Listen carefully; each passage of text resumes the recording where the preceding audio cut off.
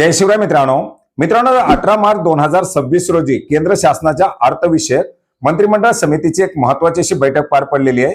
देशाचे पंतप्रधान नरेंद्रजी मोदी यांच्या अध्यक्षतेखाली झालेल्या या बैठकीमध्ये केंद्र शासनाच्या माध्यमातून सीसीआयला 1718 कोटी रुपयाचा निधी देण्यासाठी मंजुरी देण्यात आलेली आहे। मित्रांनो 2023-24 च्या हंगामामध्ये कापसाचे भाव मोठ्या प्रमाणात गडगडले होते, उत्पादन देखील कापसाचं मोठ्या प्रमाणात झालेलं होतं आणि याच पार्श्वभूमीवरती कापूस उत्पादक शेतकऱ्यांना दिलासा देण्यासाठी केंद्र शासनाच्या माध्यमातून हमीभावाने कापूस खरेदीला मंजुरी देण्यात आली होती। मित्रांनो याच कालावधीमध्ये महाराष्ट्र शासनाच्या माध्यमातून सुद्धा भावांतर योजना राबवण्यात आलेली होती आणि सीसीआयच्या माध्यमातून देखील मोठ्या प्रमाणात हमीभावाने कापसाची खरेदी करण्यात आलेली होती।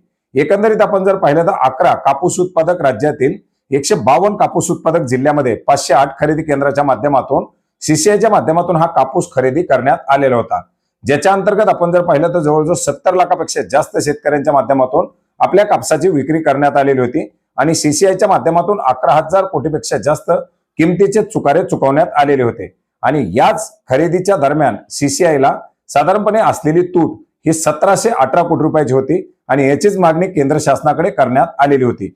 गेल्या 2 वर्षापासून या निधीची उपलब्धता केंद्र शासनाच्या माध्यमातून करून देण्यात आलेली नव्हती आणि अखेर आज 18 मार्च 2026 रोजी पार पडलेल्या केंद्रीय मंत्रिमंडळाच्या बैठकीमध्ये 1718 कोटी 56 लाख रुपयाचा निधी सीसीआयला उपलब्ध करून देण्यासाठी मंजुरी देण्यात आलेली आहे। एकंदरीत आपण जर पाहिलं तर देशामध्ये कापसाचं मोठं उत्पादन आहे। सीसीआयच्या माध्यमातून हमीभावाने खरेदी केल्यामुळे शेतकऱ्यांना एक मोठा दिलासा मिळतो आणि आता हा निधी सीसीआयकडे उपलब्ध झाल्यामुळे साहजिकच शेतकऱ्यांचे चुकारे चुकवण्यामध्ये सीसीआयला एक मोठा हातभार लाभू शकतो। तर मित्रांनो हा निधी आता सीसीआयला उपलब्ध करून देण्यात आलेला आहे, ज्याच्यामुळे जे काही चुकारे देण्यात आले किंवा जी काही वित्तीय तूट होती ती कुठेतरी भरून निघण्यामध्ये या ठिकाणी मदत होणार आहे।